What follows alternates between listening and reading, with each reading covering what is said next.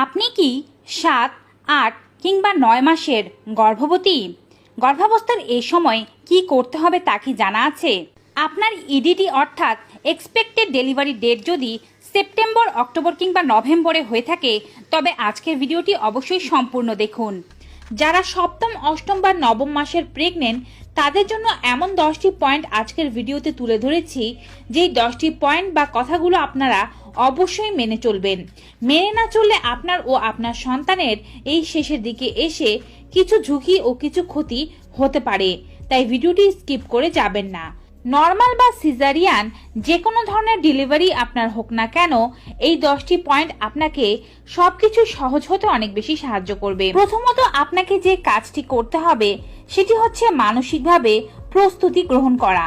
যেহেতু খুব শীঘ্রই আপনি একটি সন্তানকে পৃথিবীতে আনতে চলেছেন, এটি খুব সহজ কোনো কাজ নয়, এ সম্পর্কে তো আপনার কম বেশি ধারণা রয়েছে।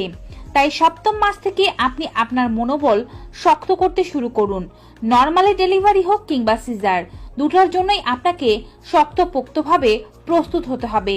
সন্তান পালন নিঃসন্দেহে কোনো সহজ কাজ নয়, আর এর জন্য মানসিক শক্তি থাকা অনেক বেশি প্রয়োজন।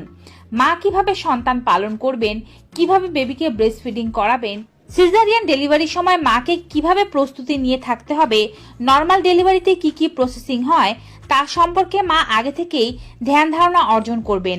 ব্যাপারটা যেন এমন না হয় যে আপনি যখন চিকিৎসকের কাছে ডেলিভারির জন্য যাচ্ছেন তখনই এই সমস্ত বিষয় সম্পর্কে আপনার প্রথম ধারণা হলো, তাহলে কিন্তু আপনি অনেক বেশি ভীত হয়ে যাবেন সিচুয়েশনের সময়।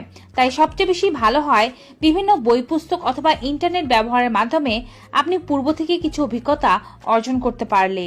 গর্ভবতী নারীরা দ্বিতীয় যে বিষয়টি খেয়াল রাখবেন তা হচ্ছে ডক্টরের সাথে পরামর্শ করা। অনেকেই আছেন যারা গর্ভাবস্থার পুরো সময়টিকে পার করে দেন অথচ চিকিৎসকের সঙ্গে কোনো যোগাযোগ করেন না। এই সময় আপনার প্রত্যেক মাসে একবার ডক্টরের সাথে দেখা করা উচিত এবং আপনার শারীরিক অবস্থা সম্পর্কে জানানো উচিত ও জেনে নেওয়া উচিত। চিকিৎসক আপনাকে চেকআপের জন্য যেই ডেটগুলো দিয়েছে চেষ্টা করবেন সেগুলো মিস না করতে। সপ্তম ও অষ্টম মাসে অন্ততপক্ষে একবার করে চিকিৎসকের কাছে যেতে হবে, আর নবম মাসে প্রত্যেক সপ্তাহে গেলে ভালো হয়। তবে যদি প্রত্যেক সপ্তাহে যাওয়া সম্ভব না হয় 15 দিনে একবার অবশ্যই চিকিৎসকের সঙ্গে পরামর্শ করতে হবে।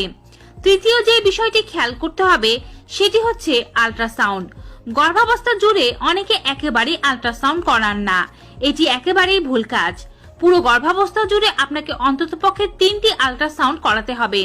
সবচেয়ে ভালো হয় যদি 4টি আল্ট্রাসাউন্ড করাতে পারেন, তবে বিশেষ অবস্থায় এর চেয়েও বেশি আল্ট্রাসাউন্ড করাতে হতে পারে। সপ্তম থেকে নবম মাসের মধ্যে একজন গর্ভবতী নারী অবশ্যই 2টি আল্ট্রাসাউন্ড করাবেন। নবম মাসে একটি আল্ট্রাসাউন্ড করানো জরুরি, কেননা এই সময় আপনার শিশুর অবস্থান, শরীরে কি অবস্থানে শিশুটি আছে, সেফালিক পজিশন নাকি ব্রিজ পজিশনে আছে, শিশুর মাথা কতটুকু, অ্যাম্বিলিকাল কর্ড শিশুর গলায় পেঁচিয়ে আছে কিনা, সবকিছু সম্পর্কে বিস্তারিত ধারণা পাওয়া যায়। চতুর্থ যে বিষয়টি সম্পর্কে আপনাকে খেয়াল রাখতে হবে সেটি হচ্ছে অল্প বিস্তর এক্সারসাইজ অথবা হাঁটাহাঁটি করা। যারা শুরু থেকে এক্সারসাইজ বা হাঁটাহাঁটি করেছেন তারা তো এই সময়ও চালিয়ে যেতে পারবেন, আর এটি আপনার শিশুকে সুস্থ রাখার জন্য এবং নর্মাল ডেলিভারির জন্য প্রয়োজনীয়। তবে যারা প্রথম থেকে এক্সারসাইজ করেননি তারা নতুন করে কোনো এক্সারসাইজ সংযুক্ত না করে হাঁটাহাঁটি করতে পারেন, কারণ হাঁটাহাঁটি করা শরীরের পক্ষে ভালো। অথবা চিকিৎসকের পরামর্শ নিয়ে নিজের জন্য প্রয়োজনীয় কোনো এক্সারসাইজ নির্বাচন করতে পারেন। তবে সবসময় চেষ্টা করবেন আপনার সুস্থতা বজায় রেখে এক্সারসাইজ করা। যাদের শারীরিক কোনো রকমের সমস্যা আছে আগে থেকেই, তারা এই সময় নতুন করে কোনো এক্সারসাইজ না করাই ভালো। দৈনিক অন্ততপক্ষে 30 মিনিট হাঁটা গর্ভের শিশুর জন্য যেমন ভালো তেমন নর্মাল ডেলিভারিতেও সাহায্য করবে, তবে জোরে জোরে না হেঁটে ধীরে ধীরে হাঁটতে হবে। পঞ্চম যে বিষয়টি সম্পর্কে আপনাদেরকে খেয়াল রাখতে হবে সেটি হচ্ছে এই সময় আপনার খাদ্য। সপ্তম, অষ্টম ও নবম মাসের গর্ভবতীদের খাবারের ব্যাপারে অনেক বেশি সচেতন থাকতে হয়। সবসময় অনেক বেশি ভারী বা ফুলফিল খাবার না খেয়ে চেষ্টা করুন অল্প অল্প করে খাবার খেতে। আপনার 3 বেলার মিলে পর্যাপ্ত পরিমাণে শর্করা, আমিষ ও স্নেহ জাতীয় পদার্থ যেন থাকে সেদিকে খেয়াল রাখুন। এছাড়াও প্রচুর পরিমাণে সবুজ শাকসবজি খান, সালাদ খান এবং 2 ঘন্টা অন্তর অন্তর হালকা খাবার খাবেন, যেমন ধরুন বাদাম, খেজুর বা কোনো ফল ইত্যাদি। 7 থেকে 9 মাসের গর্ভবতীরা ডায়েটে অবশ্যই খেজুর, কলা ও বাদাম অন্তর্ভুক্ত করবেন। বাদামের মধ্যে চীনা বাদাম, আখরোট বাদাম, কাজু অথবা পেস্তা বাদাম অন্তর্ভুক্ত করতে পারেন। পাশাপাশি কাঠবাদামও উপকারী, তবে সীমিত পরিমাণে খাবেন। এক মুঠিতে যতটুকু পরিমাণ উঠে ততটুকু পরিমাণ বাদাম রাতের বেলা ভিজিয়ে রেখে সকালবেলা এই ভেজানো বাদাম চিবিয়ে খাবেন। 7ম মাস থেকে অন্তত পক্ষে 3টি করে খেজুর রোজ খাবেন এবং 9ম মাসে 6টি করে খেজুর খাওয়া শুরু করবেন। এটি আপনার নর্মাল ডেলিভারিতে সাহায্য করবে। এই সময় ডায়েটে দৈনিক মাঝারি সাইজের 2টি কলা অথবা বড় সাইজের 1টি কলা রাখতে হবে। এগুলো সবই আপনার নর্মাল ডেলিভারিতে সাহায্য করবে। 7ম থেকে 9ম মাসের গর্ভবতীরা অবশ্যই যে বিষয়টিকে খেয়াল রাখবেন সেটি হচ্ছে প্রচুর পরিমাণে জল পান।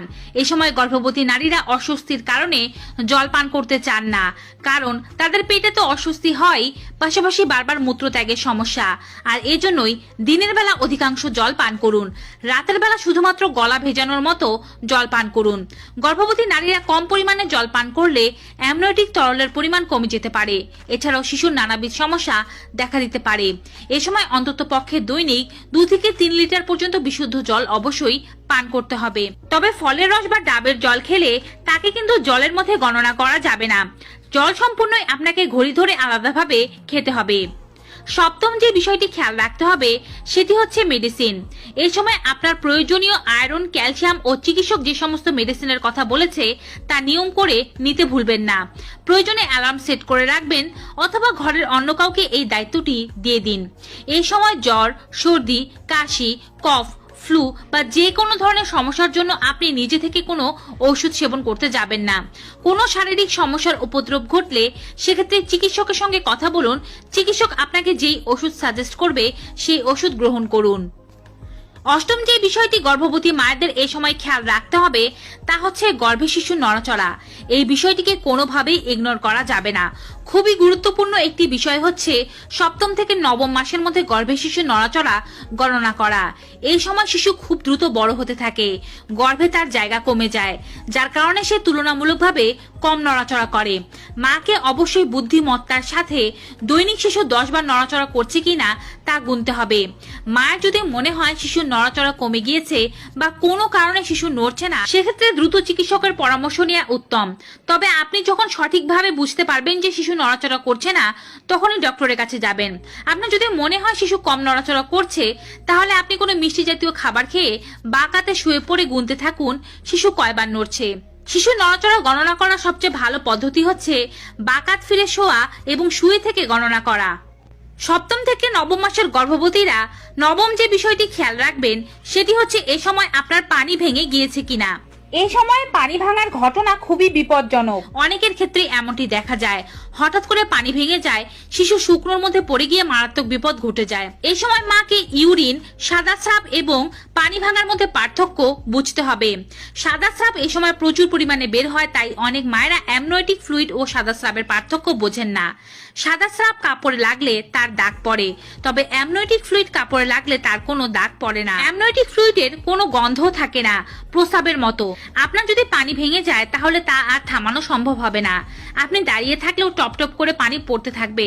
প্রস্রাব কিন্তু এমন ভাবে বের হয় না। এমন লক্ষণগুলো আপনি দেখলে দেরি না করে চিকিৎসকের শরণাপন্ন হতে হবে। সর্বশেষ ও 10ম যে বিষয়টি গর্ভবতী মায়েরা খেয়াল রাখবেন তা হচ্ছে ভারী কাজ করা থেকে বিরত থাকবেন। এই সময় পানি ভেঙে যাওয়ার মতো ঘটনা খুব স্বাভাবিক ঘটনা। এই সময় মায়েদের অনেক বেশি সাবধান থাকতে হয়। হালকা পাতলা হাঁটা চলা অথবা সংসারের কাজ করতে পারেন, তবে পেটের উপরে চাপ পড়ে এমন কোনো কাজ করবেন না। নিচে ঝুঁকে কোনো কাজ করতে যাবেন না এবং নিচ থেকে ভারী কিছু তোলা থেকে একেবারেই বিরত থাকুন। এছাড়াও নিজে ও হাজবেন্ডের সাথে পরামর্শ করে হসপিটালে যাওয়ার জন্য প্রস্তুতি, আপনার জন্য শপিং, বাচ্চার জন্য শপিং, হসপিটাল ব্যাগ প্রস্তুত রাখা, এগুলো সব কাজ করে রাখবেন। তো ভিউয়ার্স, আজকের এই গুরুত্বপূর্ণ ভিডিওটি কেমন লেগেছে কমেন্ট বক্সে জানাতে ভুলবেন না। ভিডিওটি ভালো ও উপকারী মনে হয়ে থাকলে অবশ্যই বেশি মাত্রায় like, comment, share and subscribe. দেখা হবে আবার নতুন একটি ভিডিওতে নতুন কিছু উপকারী তথ্য নিয়ে। ততক্ষণ পর্যন্ত সকলে ভালো থাকুন, সুস্থ থাকুন। Goodbye and take care.